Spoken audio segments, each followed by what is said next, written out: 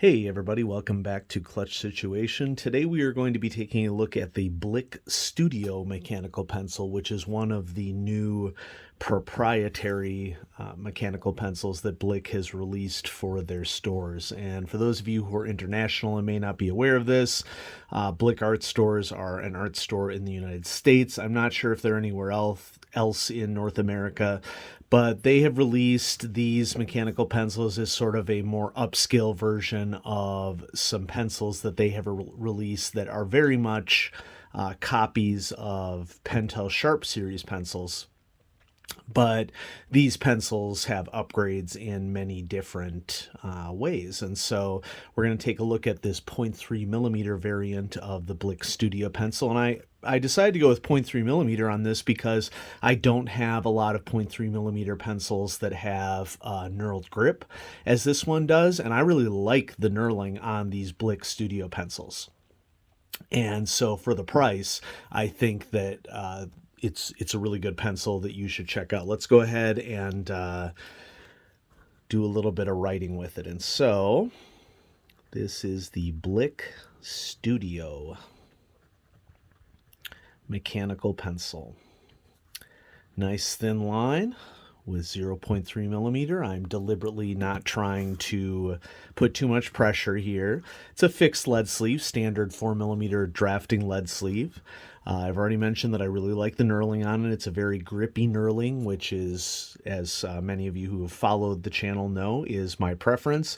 The body is quasi-octagonal, I think. Well, no, I think it's hexagonal. Okay, so 6 sides, but it's got these rounded corners. You can see that it says Blick Studio and the lead size, and it is made in Japan.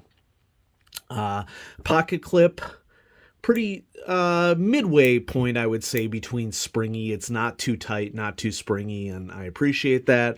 We have a lead hardness indicator here on the cap. Let's just go ahead and take the cap off. One thing that really surprised me when I first got my hands on it is that the eraser dock, while a little wobbly, seems to have a pretty solid eraser on it, and so we'll do some tests with that here coming up shortly. Let's take a look at the actual cap. So the movement of it's basically just a friction window here, and so it goes from 3H to 2B, and of course I'm going to set it at the HB that it comes with. And the end of the cap is shiny and doesn't indicate the lead size, which is a tad disappointing. That's a missed opportunity there, but you know, what are you going to do? And the eraser is just a nested eraser, doesn't have a lead jam clear or anything. Okay, so let's do a click test. 1, 2, 3, 4, 5, 6, 7, 8, 9, 10. Pretty fine on the click. Okay, that's looking like, I'd say like 4 to 5 millimeters. So pretty refined in terms of the click. Let's go ahead and write down the rating scale. We have writing experience.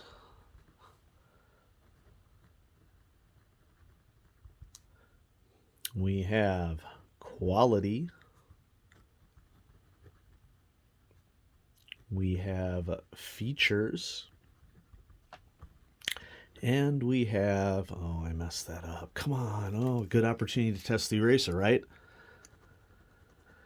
Eraser's a pretty good combo. Or I should say compound. Pretty good compound. It's not the best thing out there, but better than a kick in the teeth, that's for sure. Get some space for our pros and cons down here. Okay, while we're here, let's see what we can do. In an attempt to open this sucker up and see what we got underneath the hood. Okay, so metal threading here, which is good. Oh, and I think I knew this when I first took it apart. You can unwind this metal threading here at the end, but it won't come out of the body. There's like some kind of weird spring loading in here. and I'm not sure how this works. We have plastic threading here, but it also won't come out here either. And so I don't know what's holding this thing together, if I just need to take the cap off. No. Yeah, I don't know what's holding this thing together. It's like you can unscrew it, but you can't get at the other components. So I don't really know what's underneath the hood. My guess is that it's probably brass knurling at this price point, and with the quality of the rest of the pencil, it just wouldn't make sense to make a pencil with a plastic clutch, given all the other factors that we have here.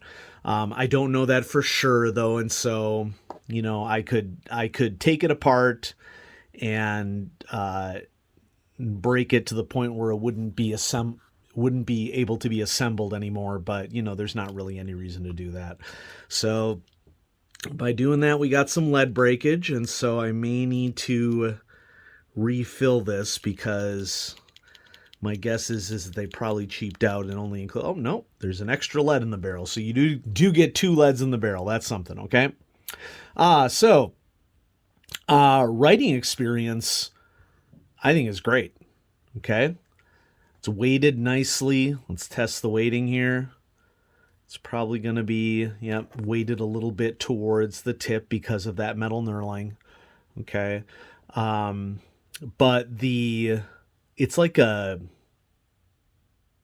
rubberized or very smooth plastic finish on the top, which is reducing the weight of the pencil overall. And then we have the heavier knurled end. I've really enjoyed writing with it. Quality, I'm going to go with good plus, only because I don't know exactly what is underneath the hood. Okay. Features, good. It's got a lot of things going for it. For the basics like the pocket clip and the eraser cap and the knurling on it.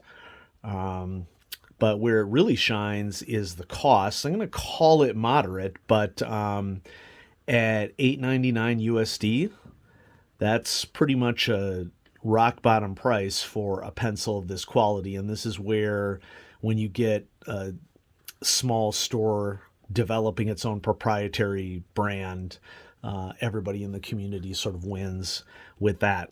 So our pros, we have great knurling on it. Okay, sharp knurling, which I very much prefer. Okay, it's balanced.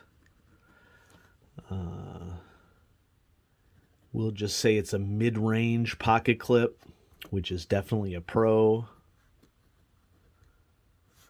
Okay, eraser compound. Lead hardness indicator. So it's got a lot going for it. We could also say good knock action. Okay. Cons, we don't know what's under the hood, because I fear that I'd have to break it in order to figure out what kind of clutch it has inside of it. And so that's one thing. The other thing that I would say is that no lead size indication on top. But we're getting into nitpicking territory at this stage. Little wobble in eraser dock.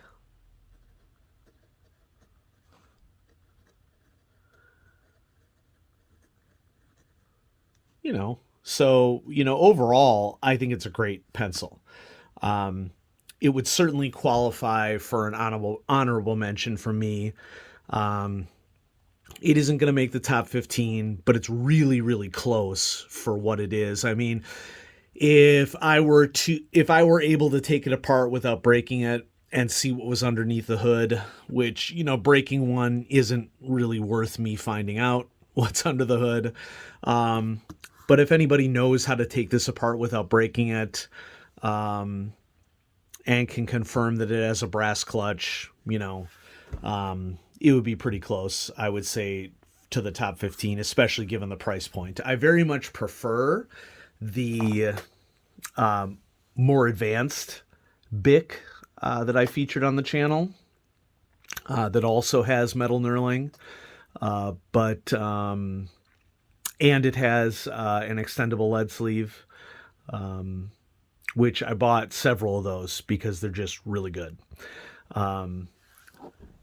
But I really like this one too. And so bravo to Blick for figuring out some proprietary pencils for themselves to sell in the store. I think that they did overall a spectacular job with the lines that they have in stores now. And if you have access to a Blick art store, or you can also go to, I think it's just blick.com, but it might be blickstudio.com, and you can order these from the United States. If you're in the US and perhaps in North America, Canada, or Mexico, it may be worth ordering these via mail. If you're in the United States, for sure it's worth it. So if you're near a Blick store, go into a Blick store, and the beauty of a Blick store is that you can ask to try these out. I will say that this one is sold just in a sleeve, so you can try it out. But the other Blick Studio pencils that I've reviewed are in a blister pack, so you can't try them out, but they are definitely worth it as well for the price point. And so Blick has just done a spectacular job with this line, and I salute them. So good job, Blick. Thanks everybody for watching Clutch Situation, and I think I'm going to be having some lead tests coming up for the next video. We're going to test out some of this Kikuyo lead. I have 0.9 millimeter in HB and 2B, so that'll be something that we'll do here on the channel. And we're approaching 10,000 subs. I don't talk about my sub count too much here on the channel because a huge part of me just wants to share the hobby. I'm not doing this to, I certainly am not doing YouTube full time. But I enjoy sharing the hobby with folks, and I enjoy listening what folks have to say and learning about mechanical pencils. But 10,000 subs for a channel of my type is a huge milestone. So if you want to shout out to your friends, maybe share a video with your friends. It'll help to get us over that 10,000 mark. And, I'm still trying to figure out what I'm going to do as something special for 10,000 subs. I'm not really inclined to drop hundreds of dollars on a mechanical pencil, which is what would be necessary in order for me to get like a legacy pencil, like a Newton Lava or Pilot H1010, which is the Vanishing Point mechanical pencil. Those are two pencils that I can think of off the top of my head that are kind of major collector's items within the biz. I thought about getting a fountain pen that I really like, which sort of doesn't seem right for a mechanical pencil channel. But it is what it is. So if anybody has any good ideas of what could be featured for 10,000 subs, I want it to be something cool, that will mark a nice milestone. And so yeah, let me know what maybe I'm missing, and we'll maybe review it for 10,000 subs. And so thanks everybody for watching. Have a great day.